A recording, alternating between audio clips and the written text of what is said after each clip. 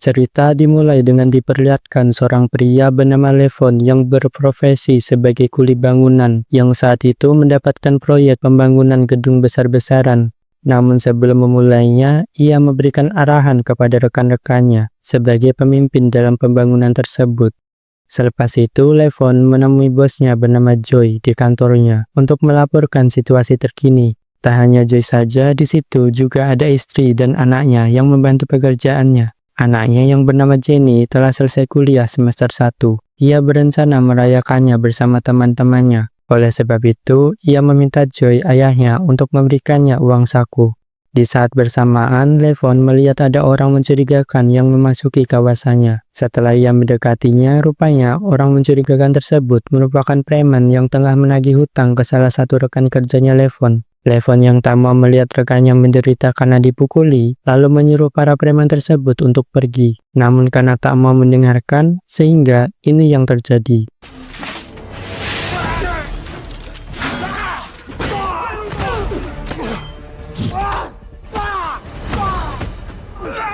Singkatnya, Levon dapat mengusir para preman itu.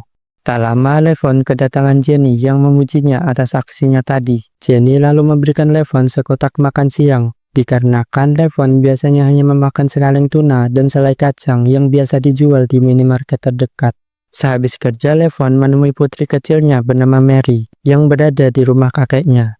Tak lama, kakeknya Mary alias mertua si Levon, kita panggil saja Asep, menemui Levon yang nampaknya hubungan antara mereka berdua tidak baik-baik saja.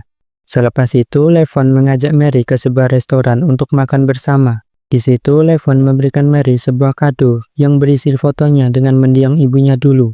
Setelah mengantarkan Mary pulang, diperlihatkan Levon mendatangi pengacaranya, yang rupanya diketahui Levon dan Asep sedang memperebutkan hak asuh Mary. Usut punya usut, Asep memiliki dendam terhadap Levon, sebab di masa lalu putrinya meninggal dikarenakan Levon. Namun Levon sendiri menyangkalnya dengan mengatakan jika putri Asep meninggal disebabkan bundir karena mengalami depresi berat. Scene beralih ke Jenny yang mengajak teman-temannya pergi ke sebuah klub. Di situ dia dan teman-temannya berfoya-foya tanpa tahu jika mereka semua tengah diawasi oleh dua orang misterius bernama Yanto dan Yanti. Ditambah pelayan yang bernama Johnny juga nampak mengawasi mereka semua. Hingga suatu ketika ada satu teman Jenny yang mual karena terlalu banyak minum. Jenny pun mengantarkannya ke toilet. Lalu tiba-tiba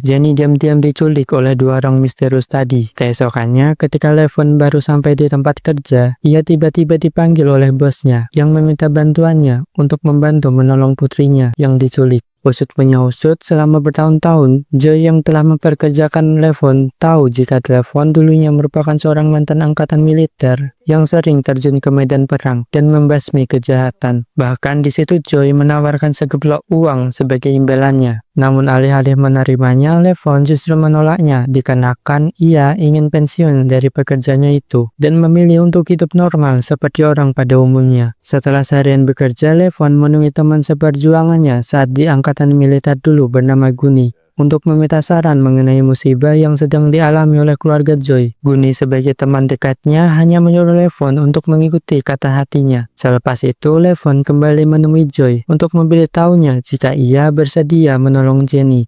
Look at me, brother. I'm gonna bring her home. I promise.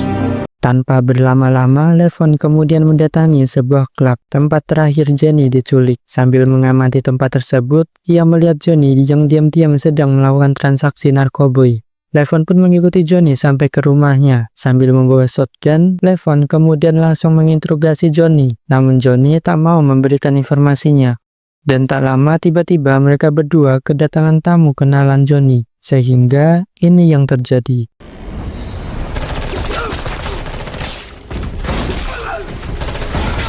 Setelah Levon mengalahkan mereka semua, Levon mendapati ada keterlibatan orang Rusia di balik kejadian ini. Ia pun bergegas mengambil uang milik Johnny, lalu pergi meninggalkan tempat tersebut.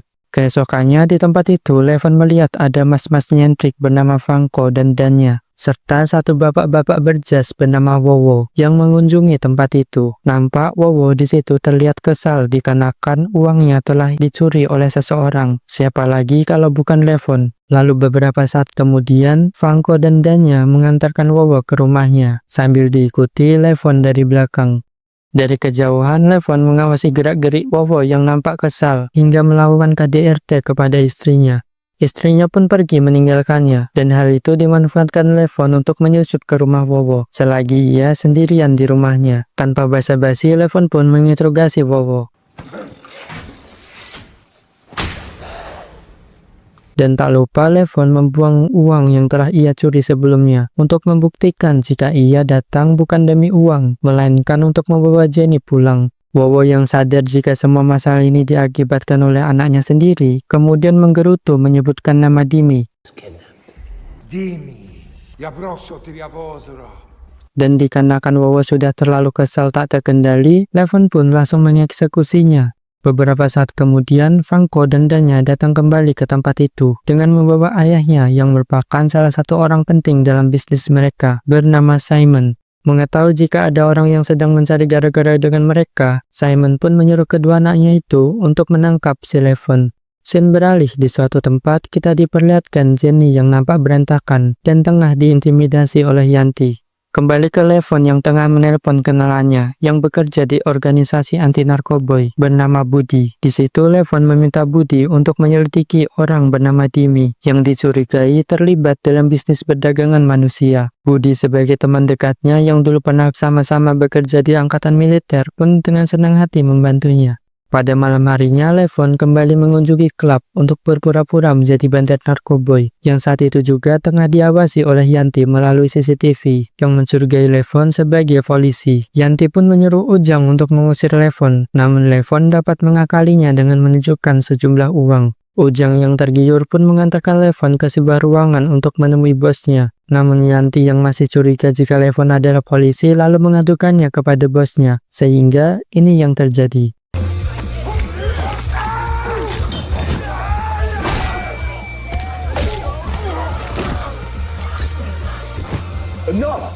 Dari pertarungan tersebut, si bos sadar jika Levon bukanlah seorang polisi. Lalu si bos memperkenalkan dirinya bernama Rahmat, yang merupakan mantan angkatan militer sama seperti Levon. Singkat cerita, si Rahmat setuju untuk menjual narkoboy kepada si Levon. Pada keesokan harinya, mereka pun bertransaksi di suatu kedai makanan. Namun di jalan, narkoboy yang telah dibeli oleh Levon dibuang ke sungai.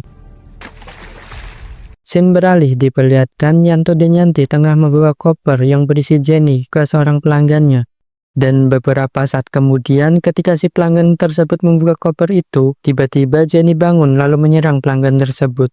Beralih ke Levon yang kembali ditelepon oleh Rahmat untuk membicarakan bisnis mereka. Di situ terlihat si Rahmat nampak tertarik dengan Levon. Ia pun mengajaknya ke sebuah klub dan di situ akhirnya Levon bertemu dengan Dimi. Dan rupa-rupanya alasan Levon berpura-pura menjadi bandar narkoba selama ini tidak lain dan tidak bukan ialah ingin mengetahui sosok Dimi yang ia cari-cari sebelumnya melalui perantara si Rahmat. Di situ Levon masih berpura-pura berperan sebagai bandar. Lalu setelah berhasil menyakitkan Dimi soal perannya tersebut, Levon pun pergi meninggalkan tempat itu. Sama seperti sebelumnya, Levon langsung membuang narkoba yang telah ia beli. Sesampainya di rumah, Levon membuka HP milik Jenny yang berisi foto-fotonya saat di klub. Ia pun menemukan ada Yanto di foto Jenny. Levon pun bergegas pergi ke klub untuk memata-matai Yanto. Namun tanpa disadari Levon, Yanti telah mengawasinya lewat CCTV. Sehingga Yanti pun mengirim Danya dan Vanko untuk menangkapnya. Terjadilah kejar-kejaran antara mereka, hingga akhirnya Levon tanpa sengaja menabrak polisi yang tengah patroli. Namun alih-alih menolongnya, polisi tersebut rupa-rupanya polisi korup yang bekerja di bawah mafia Rusia, sehingga saat Vanko dan Danya hendak mengikat kaki Levon, disitulah Levon melakukan perlawanan, hingga terjadilah pergelutan dan tembak-tembakan.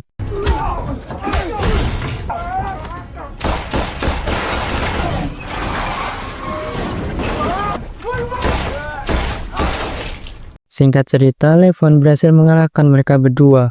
Beberapa saat kemudian, kita diperlihatkan Simon, ayah dari Vanko dan Danya, tengah berduka melihat jasad mereka berdua. Ia pun mengadakan rapat keluarga yang berisi orang-orang penting untuk membahas rencana balas dendam terhadap Levon. Lalu setelah Simon berhasil mendapatkan informasi mengenai latar belakang dari si Levon, ia pun pergi ke rumah mertua Levon yaitu Asep. Entah apa yang dilakukan oleh mereka, kita pun dialihkan ke Levon yang ditelepon oleh pihak sekolah untuk menjemput putrinya. Anehnya harusnya hari itu, si Asep lah yang menjemputnya. Menyadari ada yang tak beres, Levon pun bergegas pergi ke rumah Asep. Dan ya, rumah Asep dibuat kebakaran oleh Simon. Namun untungnya Levon datang tepat waktu untuk menyelamatkan si Asep. Menyadari jika putrinya bisa saja menjadi target selanjutnya dari geng mafia Rusia, Levon lalu menitipkan anaknya kepada Guni, lalu meminjam beberapa senjata milik Guni. Sebelum pergi, Levon pamit kepada putrinya terlebih dahulu. Singkat cerita, pada malam harinya, Levon pergi ke klub milik Dimi, lalu dengan brutalnya menghabisi semua anak buah Dimi, yang menyisakan Dimi seorang. I figured that. Levon pun memaksanya untuk menunjukkan lokasi Jenny disekap, dan setelah sampai di lokasi tersebut, Levon pun langsung menghabisinya.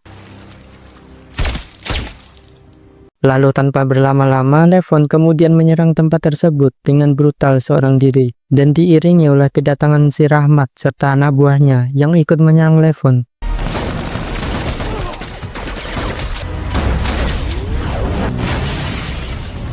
Setelah membantai para anak buah dari si Rahmat, terjadilah duel antara Levon versus Rahmat.